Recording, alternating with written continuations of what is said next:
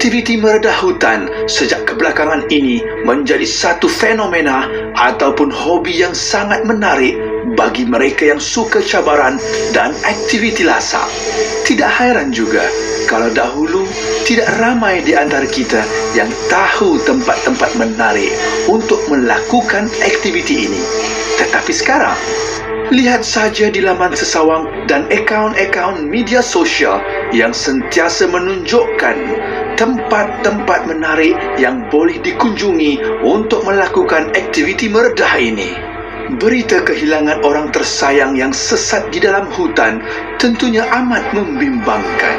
Malah, ia juga boleh berlaku pada seseorang yang sudah biasa ataupun mahir dengan aktiviti begini.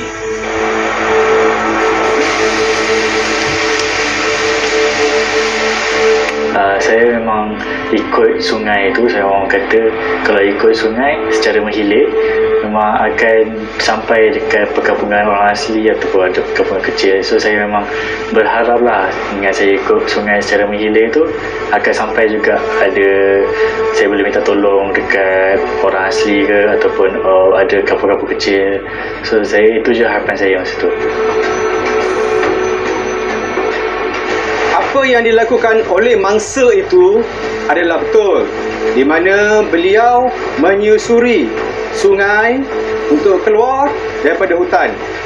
Tetapi persoalannya macam mana? Saya akan kongsikan. Selain menghilir sungai, saya juga ada meninggalkan cebisan-cebisan stokin dengan seluar yang saya koyakkan untuk nak tandakan mana jalan yang saya lalu. So kalau ada orang mencari saya, dia boleh nampak cebisan stoking dengan seluar tu, so dia boleh tahu saya ikut jalan mana.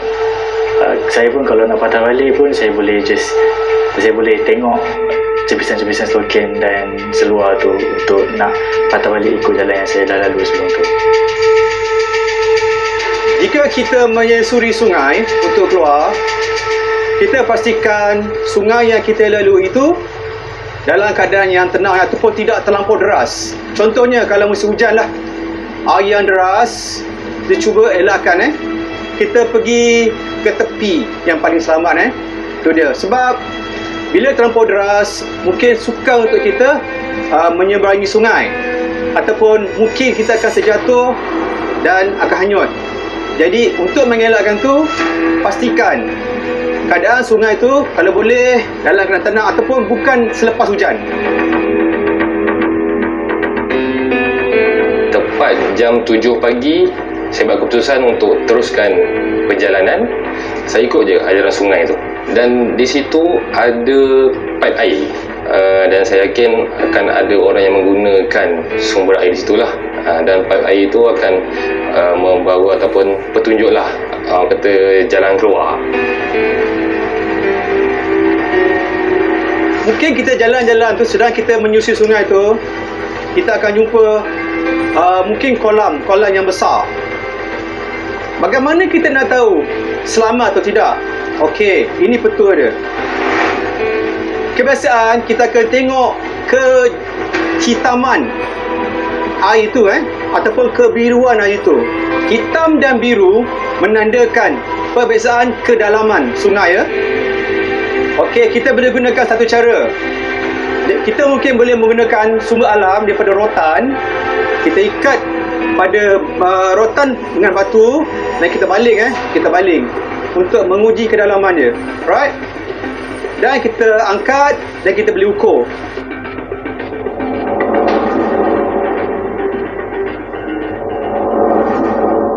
Mungkin dalam perjalanan kita untuk keluar, kita akan berjumpa pula rintangan yang lain seperti air terjun. Kebiasaannya, kalau kita jumpa air terjun, slope batu tu akan menurun akan menurun dan amat bahayalah untuk kita teruskan.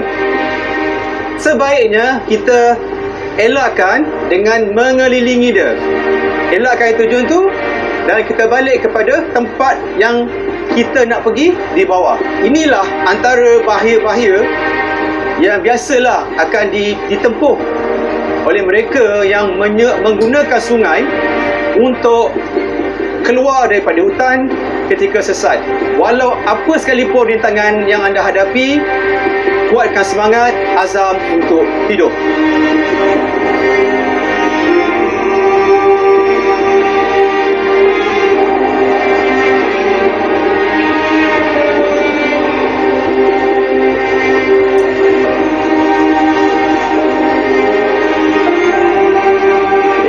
Hujung tu saya memang dah penat, memang dah lemah, tapi saya teruskan sambil jalan tu, sambil memang dah penat, tenaga pun dah memang tinggal sikit lah.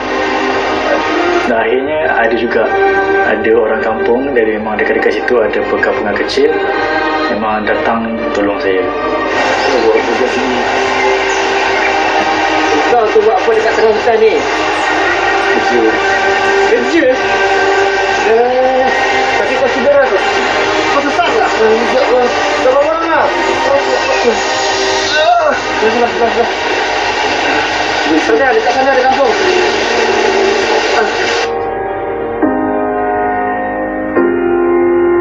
Sehingga jam 2 tengah hari, saya berjumpa ataupun tersempat dengan dua orang pemuda. Dua orang pemuda, seolah saya nampak macam mereka sedang membaiki pipe tersebut. Dan saya terus tegur mereka, saya bagi salam. Assalamualaikum. Jadi mereka ni pun macam terkejut tengok saya. Saya beritahu saya sesat ni. Jadi salah seorang daripada mereka ni boleh bercakap pandai bahasa Melayu dan boleh cakap Melayu.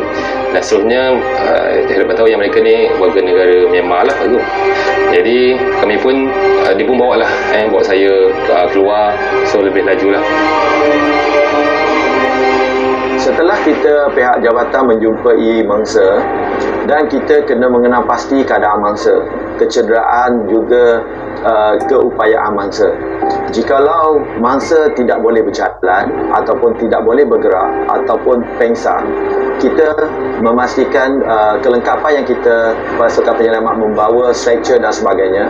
Dalam pasukan penyelamat itu sendiri, kita mempunyai pasukan medik untuk rawatan awal kepada mangsa. Setelah menjumpai mangsa, pasukan medik akan bertindak membuat rawatan awal dan mengenal pasti keadaan mangsa. Dan di situ tindakan kita untuk menggerakkan mangsa ataupun memindahkan mangsa ke tempat yang selamat. Pengurusan mangsa tadi, ketua pada pasukan penyelamat akan memutuskan sama ada mangsa membawa jalan keluar ikut jalan darat ataupun mengikut udara. Dan situasi ini bergantung kepada keadaan mangsa serta keadaan cuaca dan sebagainya. Jadi selepas ni, kalau saya nak masuk hutan sekali lagi, saya akan pastikan saya lebih bersedia. Saya akan belajar ilmu-ilmu ikhtiar hidup. Saya akan pastikan saya lebih bersedia untuk menghadapi situasi macam tu.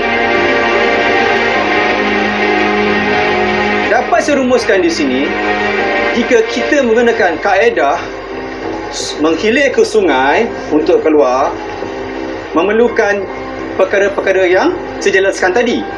Yang paling penting adalah ketabahan dan ilmu untuk menghadapi cabaran di hutan.